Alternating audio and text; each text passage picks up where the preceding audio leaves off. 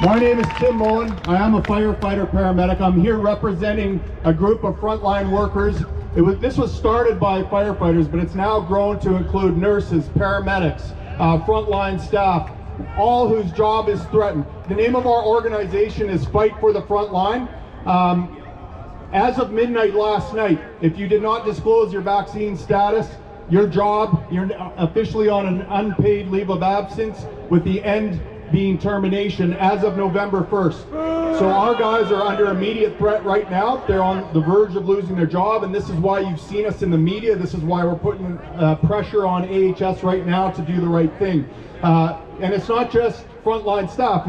We're talking about people who are office workers, administration staff, materials management people, people that are vital for the safe and effective operation of frontline workers, of firefighters serving their communities. Their jobs are threatened. So that's where we're at. Last week, our lawyer, Derek Fromm, constitutional lawyer that we've retained, fantastic lawyer. I highly recommend Derek if you have any constitutional issues.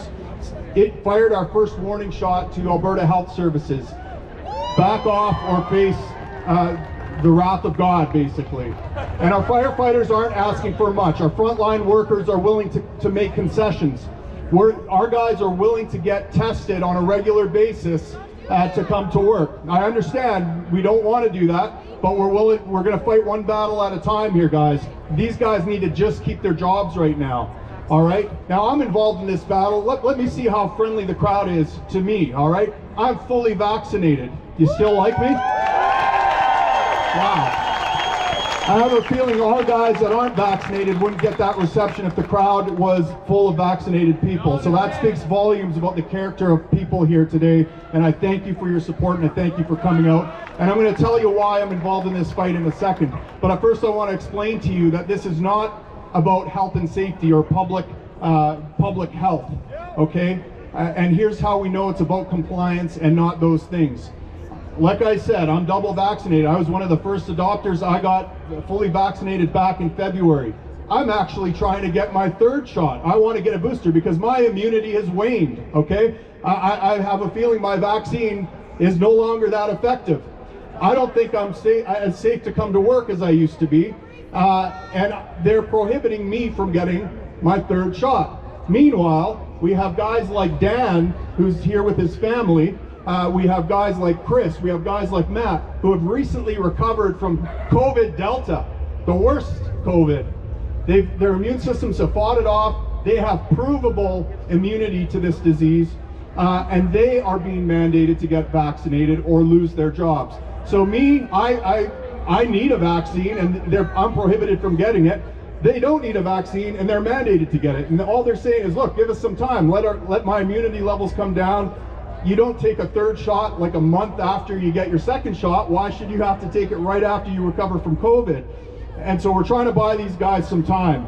The other reason we know that it's about control and not about health and safety is that if I show up to work tomorrow and I have the sniffles and a cold, I can't just tell my boss, it's okay, I'm vaccinated, it's nothing. What do they make me do before I can come back to work to be safe? I have to bring them a test to prove that I'm safe, okay? So they, by their own actions, are saying that testing makes the employees safer than simply being vaccinated. Our guys are willing to get tested. They're willing to be safer than I am. I can walk around the hall with a nose full of COVID, spraying it around, but I'm okay because I'm vaccinated. But Brian or Dan or any of these guys can't show up with a clean bill of health with proof that they are not contagious. They're denied work. So that's why we fight. So let me tell you why I'm in this, because my job isn't threatened. I'm in this because of guys like Brian. And Brian's over there filming me. I can't see him right now, but oh, there he is. Yeah, he's down there. He's hiding. Brian's a humble guy. All these guys are humble guys, okay? They don't want to be, what's this? Thank you. Thank you. All these guys are humble. They would rather run into burning buildings than speak in public, all right? But I fight for them because they would run into a burning building for me. Brian actually got injured on fighting fires back last October. he had a mysterious suite of symptoms called hypoxic rhabdomyolysis, which means basically he suffered severe hypoxia from all the exertion and smoke that he took in protecting his community.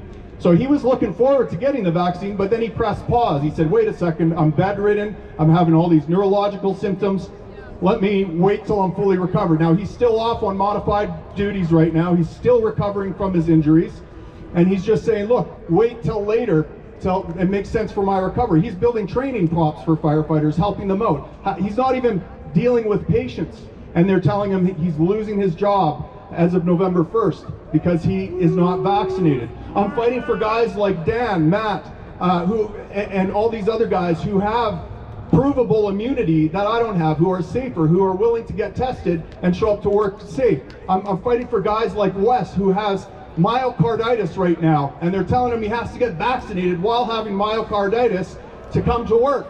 I'm fighting for guys like Russ, who has a rare genetic disorder, and all the people that are getting shots with this genetic disorder, half of them are going blind. He needs his eyesight to do this job, and he needs his eyesight to feed his family. I'm fighting for those guys. Meanwhile, these guys are being called selfish for their decision not to get vaccinated. They're getting called selfish by people who are sitting on their armchairs in the safety afforded to them by men and women who are ready to run into burning buildings and fight back the destructive forces of chaos that would consume the community.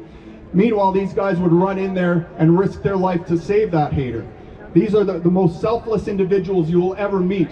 I'm talking about guys like Rob, who went to a call where two senior citizens, two old ladies, living on a fixed income, living in a dilapidated house, they came back on their days off and they fixed that roof with a group of firefighters, fundraised for it, and fixed it up. How is the community better off without these guys on the front lines? And guys,